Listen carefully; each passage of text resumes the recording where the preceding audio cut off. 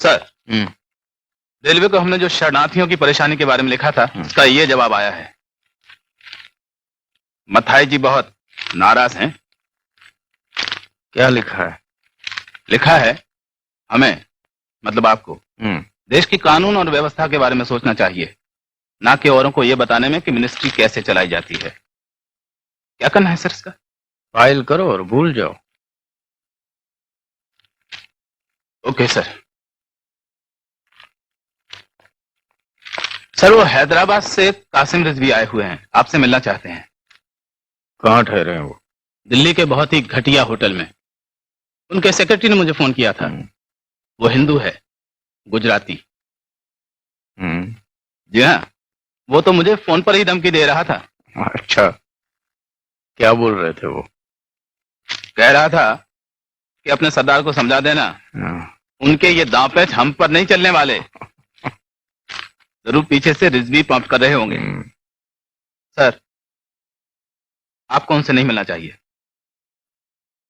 मैं उनसे मिलूंगा। उन्हें कोई सरकारी गेस्ट हाउस में आराम से ठहराओ। कल रात को घर पर खाने पे बुला लेना। Yes sir. और सुनो, बहुत ही आदर के साथ लीजिए। लीजिए, ये खास तौर पे मैंने आपके लिए मंगवाए हैं। मैंने सुना है आपका जो सेक्रेटरी है वो गुजराती है। जी हाँ, और मैं चाहूं तो कश्मीरी पंडित भी नौकर रख सकता हूं मिस्टर पटेल। बीवियां कितनी है? 2। और मैं जितनी चाहूं उतनी रख सकता हूं। बच्चे? 6। लेकिन आप कान खोलकर सुन लीजिए, आपकी ये चालें हैदराबाद में नहीं चलेंगी। वहां के मुसलमान जान हथेली पे लेकर घूम रहे हैं, और अगर जरूरत पड़ी तो हैदराबाद। बैठ जाइए।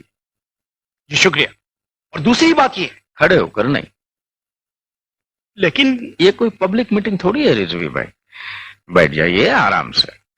हमें बैठकर बोलने की आदत नहीं। अब डालिए, देखिए आप कह पाएंगे, कोशिश कीजिए। और अगर हम खड़े होकर बोले तो? नहीं, आप बैठकर ही बात करेंगे।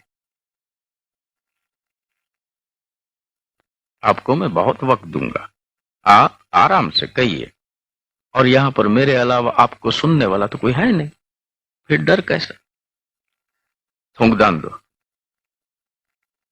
जो कहना है वो इत्मीनान से कहिए।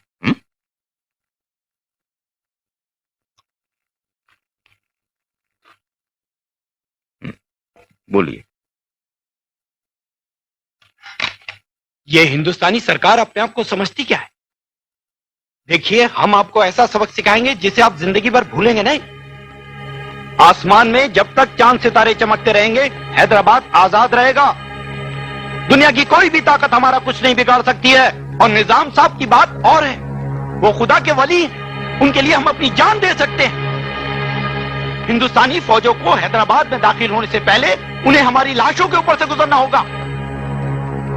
और इस गलतफहमी में मत रहिएगा कि मरने वालों में सिर्फ हम ही हों। 1,40,00,000 हिंदुओं को इससे पहले मरना होगा।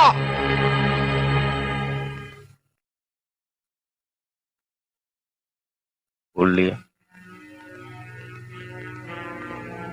आपने कहा कि आप 1,40,00,000 हिंदुओं को मरवा देंगे।